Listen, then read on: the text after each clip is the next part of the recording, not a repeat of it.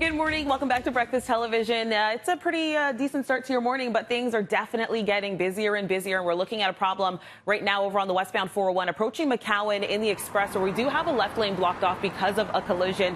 We do have emergency crews on the scene, more like tow trucks and maybe even an MTO currently on the scene. Not really adding to the volume heading past this issue, but we are looking at volume on the westbound 401 from about Morningside, both in the express and collector lanes. As you can see, though, the collector is moving just a little bit better than the express, where we do have that left lane blocked, which is a lot better because we had two left lanes blocked before.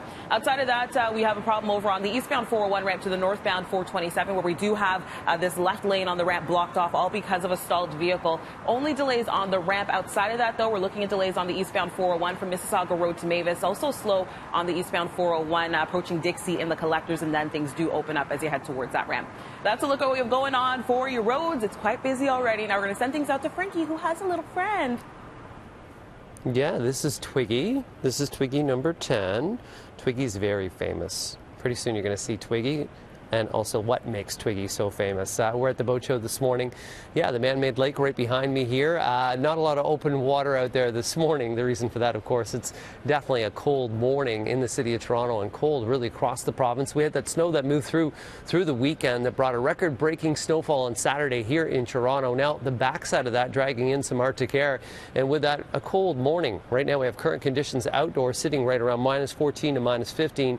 Current wind chills outdoors this morning sitting around minus 23. Satellite system shows us nothing but high pressure. That means sunshine. That's the upside for today. Lots and lots of vitamin D. As we head our way into tomorrow, we're going to have a risk of some flurries. So first off, daytime highs today right around minus 5, minus 11 through the overnight. Tomorrow you'll see a temperature of minus 2 with a risk of flurries.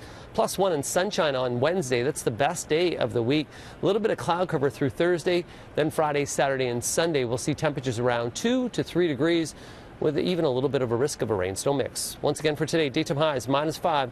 Coming up, you'll see Twiggy, and you'll wonder, you'll see. It's pretty cool. Now, let's take a look at your news. Ooh, you're okay.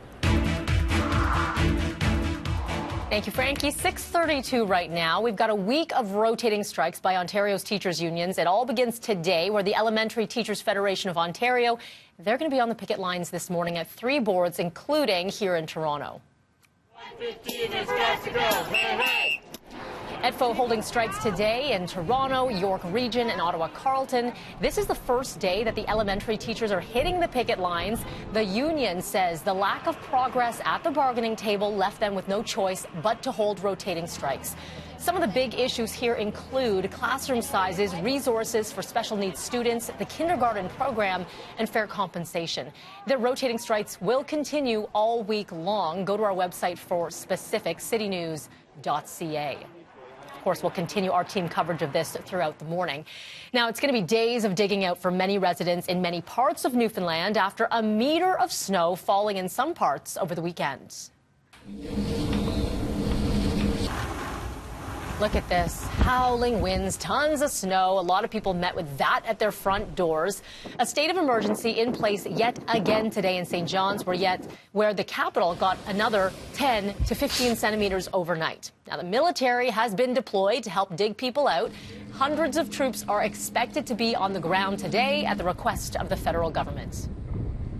When it became apparent the impact that this particular weather event was going to have on that province and in those communities, we were out very quickly to make sure that we give them and get the resources that they need. You'll have about 150 to 200 personnel on the ground ready to provide support. This could surge up to anywhere between 250 to 300.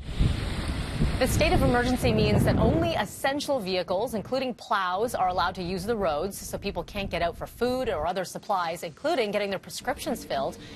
By the way, the 76 centimeters which fell in St. John's Friday into Saturday set a new record.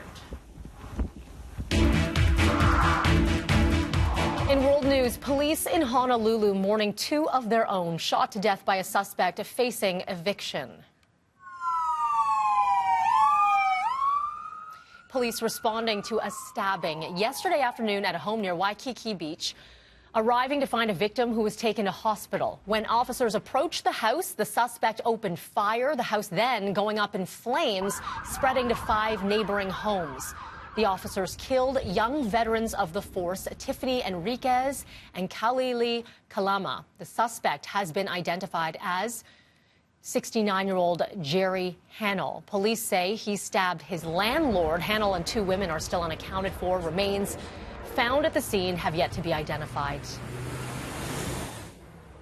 To the U.S. mainland now, where a deadly night of gun violence in 2 states. In Kansas City, Missouri, at least 1 person killed, 15 injured after a suspect opened fire on a line of people waiting to go in a bar. The shooter also died.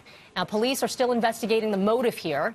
And in San Antonio, Texas, gunfire erupting in a nightclub, killing 2 people, injuring 5. Police say there was some sort of altercation. They are searching for the suspect.